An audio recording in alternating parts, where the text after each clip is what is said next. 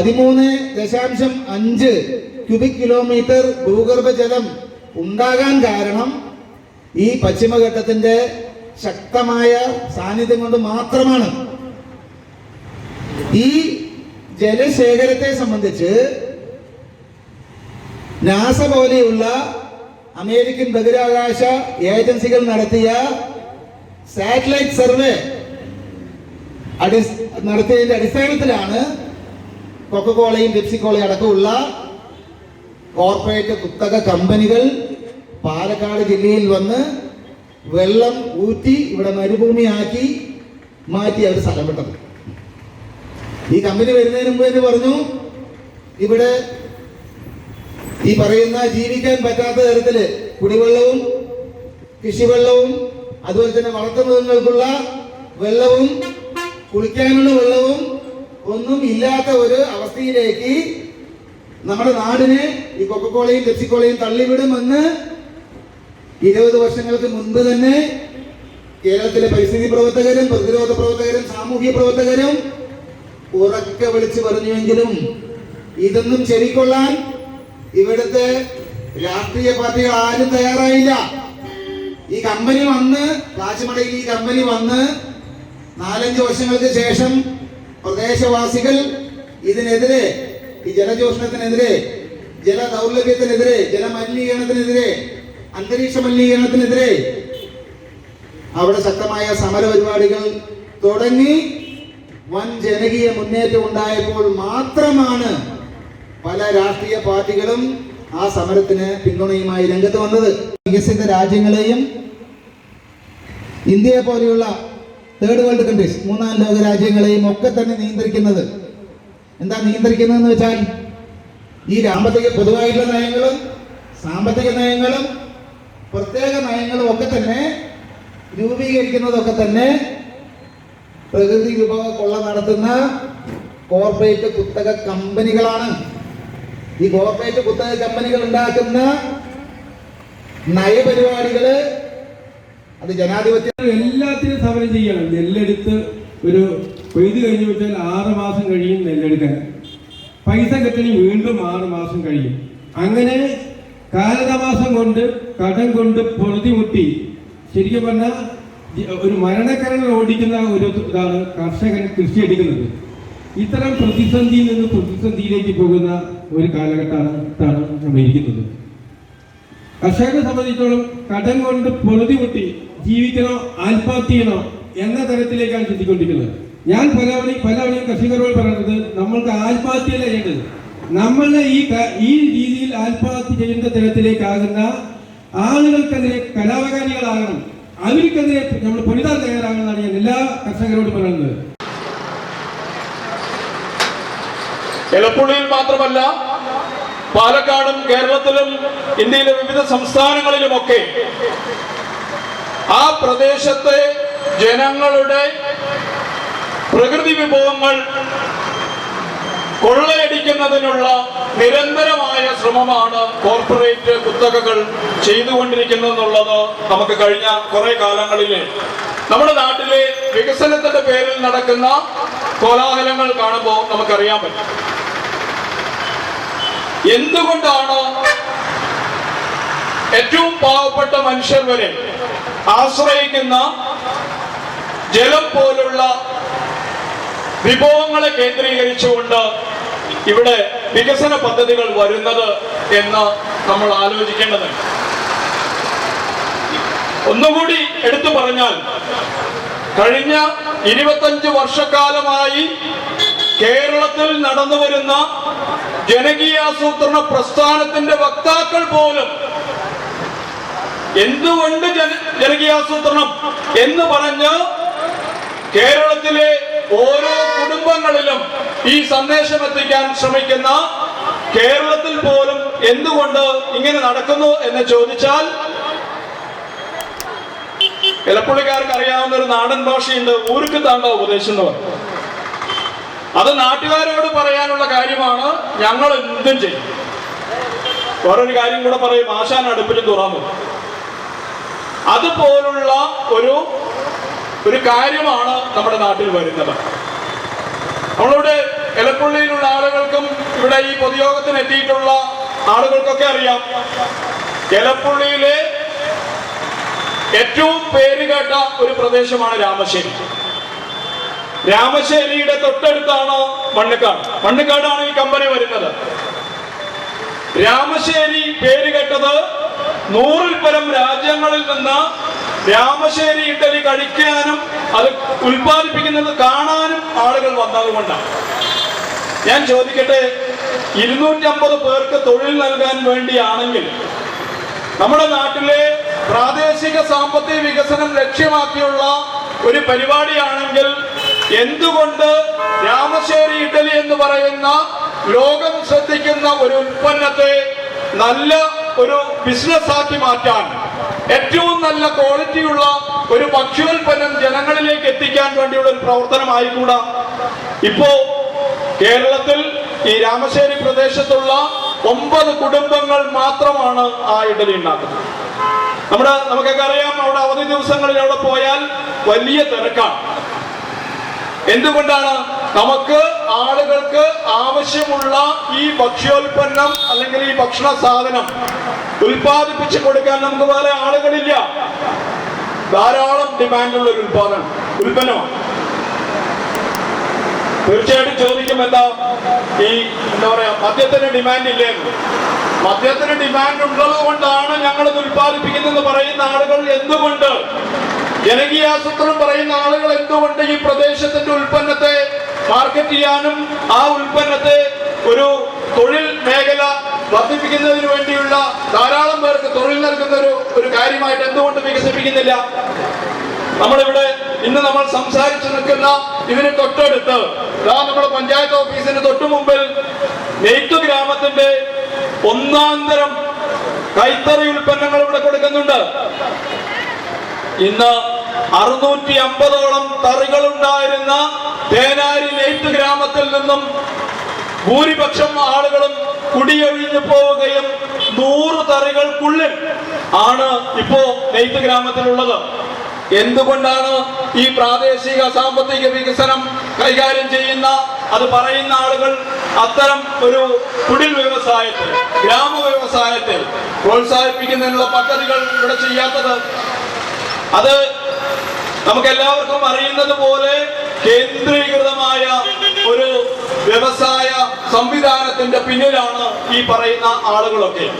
പറയുമ്പോൾ നമ്മൾ ഗ്രാമസഭയിലാണ് ആസൂത്രണം നടക്കുന്നതെന്ന് പറയും, നമ്മൾ പഞ്ചായത്തി രാജ് സംവിധാനമാണ് നടപ്പിലാക്കുന്നതെന്ന് പറയും.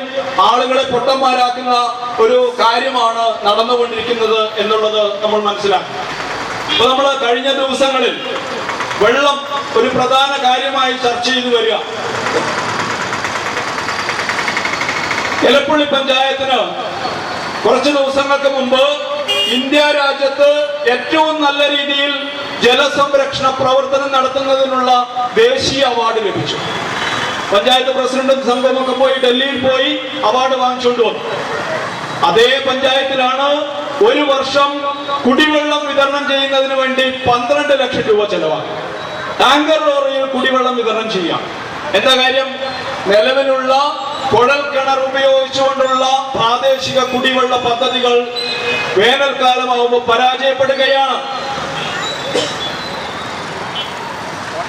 അതുകൊണ്ട് തന്നെ നിങ്ങൾക്ക് തൊട്ടടുത്തുള്ള പഞ്ചായത്തുകൾ എടുത്ത് നോക്കിയാൽ അറിയാം, ഈ 12 ലക്ഷം രൂപയിൽ 4 ഭാഗം തുക പോലും മറ്റു പഞ്ചായത്തുകൾക്ക് ചെലവാക്കേണ്ടി വരുന്നില്ല. എന്താ കാരണം? ഇവിടുത്തെ കുടിവെള്ള വിതരണ സംവിധാനം പാടെ തകർന്നു പോവുകയാണ് വേനൽക്കാലമാവുമ്പോൾ. അപ്പോ നമ്മുടെ വിഭവങ്ങളെ എങ്ങനെ ഉപയോഗിക്കണം എന്നുള്ള കാര്യത്തിൽ യാതൊരു വിധത്തിലുള്ള ആസൂത്രണവും ഇല്ലാതെയാണ് ഈ പദ്ധതികളെല്ലാം മുന്നോട്ട് പോകുന്നത്.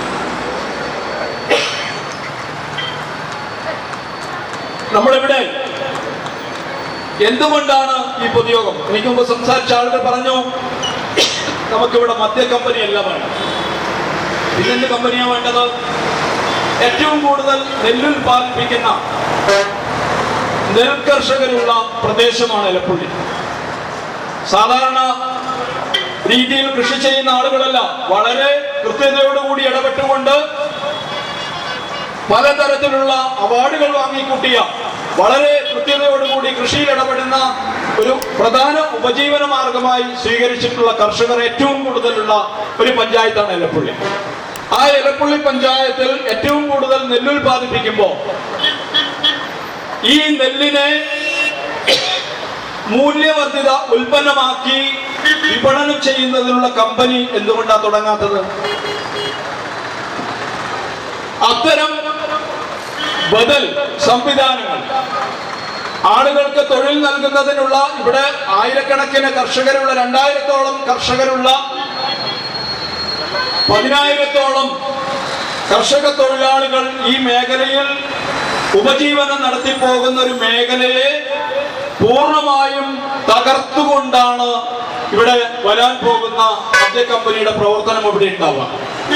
അപ്പൊ നമുക്ക് 250 പേർക്ക് തൊഴിൽ കൊടുക്കുന്ന സംവിധാനമാണോ മണ്ണക്കാടുകാർ? ഇപ്പൊ നമ്മൾ രാവിലെ പറഞ്ഞല്ലോ, മണ്ണക്കാട് 2-3 കമ്പനികൾ ഇവിടെ ഇപ്പൊ പ്രവർത്തിച്ചു കൊണ്ടിരിക്കുന്നുണ്ട്.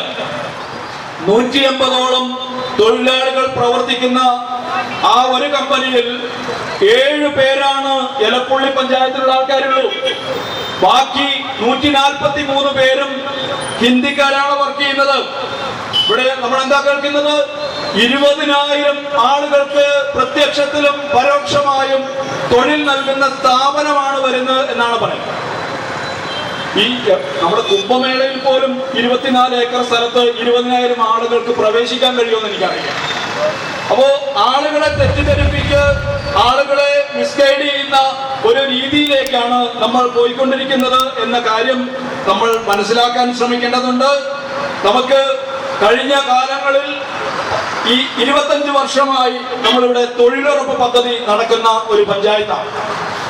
20 വർഷത്തിലേറെയായി തൊഴിലുറപ്പ് പദ്ധതി നടക്കുന്ന ഒരു പ്രദേശത്ത് എങ്ങനെയാണ് കുടിവെള്ളത്തിന് ക്ഷാമം ഉണ്ടാവുന്നത്? തൊഴിലുറപ്പ് പദ്ധതി വിഭാവനം ചെയ്തതിന് വിരുദ്ധമായി പ്രവൃത്തികൾ ഏറ്റെടുത്ത് ചെയ്യുന്നത് കൊണ്ടാണ് അങ്ങനെ സംഭവിക്കുന്നത്. അത് മാറ്റിയെടുക്കുന്നതിന് വേണ്ടിയുള്ള പ്രവർത്തനങ്ങൾ നമ്മൾ ഇടപെടേണ്ടതുണ്ട്. അത് കൃത്യമായ ഇടപെടൽ നടത്തണമെങ്കിൽ ഈ പ്രദേശത്തിന്റെ ഭൂപടത്തെ കുറിച്ച് നമ്മൾ മനസ്സിലാക്കേണ്ടതുണ്ട്. നമുക്കൊക്കെ അറിയാം, എലപ്പുള്ളി പഞ്ചായത്തിൽ ഏറ്റവും കൂടുതൽ കുളങ്ങളുള്ള ഒരു പഞ്ചായത്താണ്.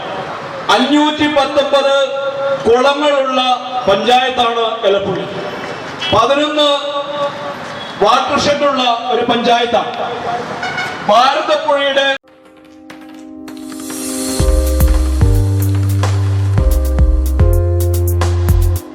താഴ്വരയിൽ ഭാരതപ്പുഴയുടെ തീരത്ത് വളരെ നല്ല രീതിയിൽ കൃഷി ചെയ്തുകൊണ്ട് വളരെ സമാധാനപരമായ ഉപജീവന മാർഗം നടത്തുന്ന ആളുകൾക്ക് അവരുടെ ഉൽപ്പന്നങ്ങൾക്ക് നല്ല വില ലഭിക്കുന്നതിനുള്ള, മാന്യമായ വില ലഭിക്കുന്നതിനുള്ള ഇടപെടൽ നടത്താൻ നമുക്ക് കഴിയേണ്ടതുണ്ട്. അത് കഴിഞ്ഞ 25 വർഷക്കാലത്തെ പദ്ധതി ആസൂത്രണത്തിൽ പരാജയം സംഭവിച്ചതുകൊണ്ടാണ് സർക്കാരിന്, ഒരു സംസ്ഥാന സർക്കാരിന് എലപ്പുള്ളി പഞ്ചായത്തിൽ ഏത് തരത്തിലുള്ള വികസന പദ്ധതിയാണ് വരേണ്ടത് എന്ന് അടിച്ചേൽപ്പിക്കാനുള്ള അവസരമുണ്ടായത്. അതുകൊണ്ടാണ് നമ്മൾക്ക് പഞ്ചായത്തി രാജ് സംവിധാനം നിലനിൽക്കുന്ന ഈ നാട്ടിൽ നമ്മുടെ ആളുകളൊക്കെ ഇങ്ങനെ ഭരണഘടന ഉയർത്തിപ്പിടിക്കാറുണ്ടല്ലോ. ഇങ്ങനെ ആ ഭരണഘടനയ്ക്കകത്ത് എന്താണ് ഉള്ളത് എന്ന് ബോധ്യമുണ്ടായിരുന്നെങ്കിൽ ഇവിടെ കേരള സർക്കാരിന് ഇതുപോലൊരു ചാരായ കമ്പനി കൊണ്ടുവരാൻ കഴിയില്ല. നമ്മൾ പറയാറില്ലേ, താനിരിക്കേണ്ട സ്ഥാനത്ത് താനിരുന്നെങ്കിൽ അവിടെ നായകേറി ഇരിക്കും എന്ന് പറയുന്നത് പോലുള്ള കാര്യമാണ്.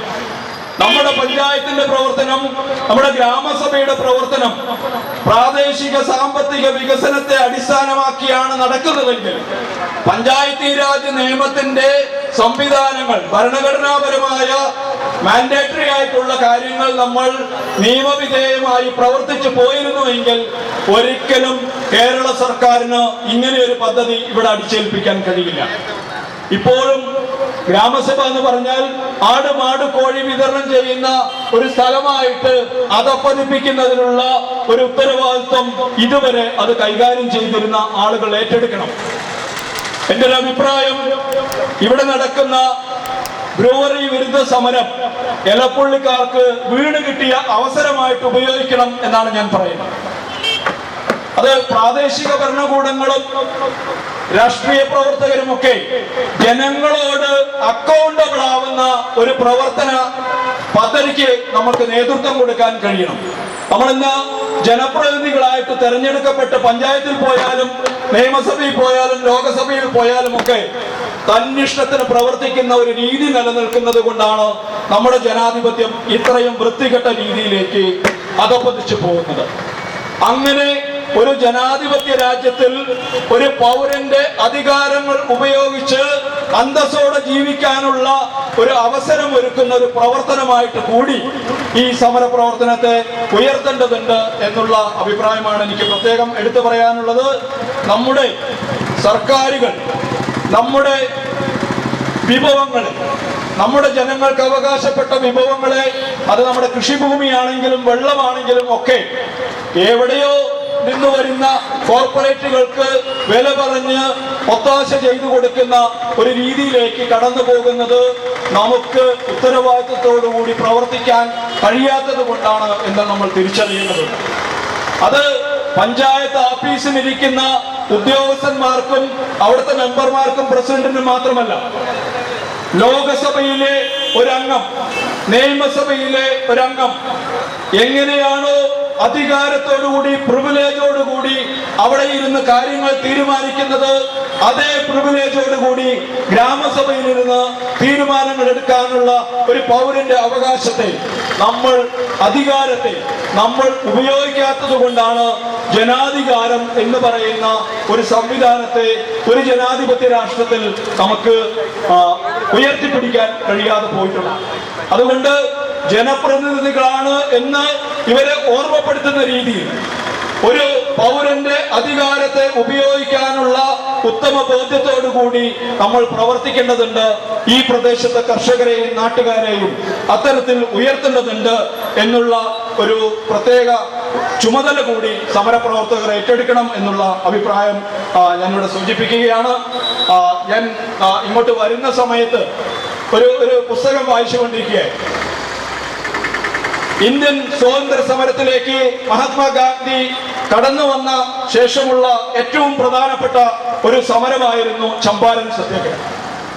ബ്രിട്ടീഷുകാർക്ക് വേണ്ടി നീലം കൃഷി ചെയ്ത് സൗജന്യമായി നൽകുന്ന രീതിയിൽ കർഷകൻ അത് ചെയ്തു കൊടുക്കണം എന്നുള്ള നിർബന്ധമായ ബ്രിട്ടീഷ് സർക്കാരിന്റെ ഉത്തരവുകൾ, അതിന്റെ കൊടിയ കഷ്ടപ്പാടുകളും ബുദ്ധിമുട്ടുകളും ദാരിദ്ര്യവും ഒക്കെ അനുഭവിച്ചുകൊണ്ടിരുന്ന കർഷക ജനത ഗാന്ധിജിയോട് ഈ പ്രശ്നത്തിൽ ഇടപെടണമെന്നും ആ പ്രവർത്തനം ഏറ്റെടുക്കണമെന്നും ആവശ്യപ്പെട്ടതിന്റെ അടിസ്ഥാനത്തിൽ ഗാന്ധിജി കർഷകരെ പോയി നേരിൽ കാണുകയും അവരുടെ പ്രശ്നങ്ങളും ബുദ്ധിമുട്ടുകളും കഷ്ടപ്പാടുകളും ഒക്കെ എഴുതി തയ്യാറാക്കി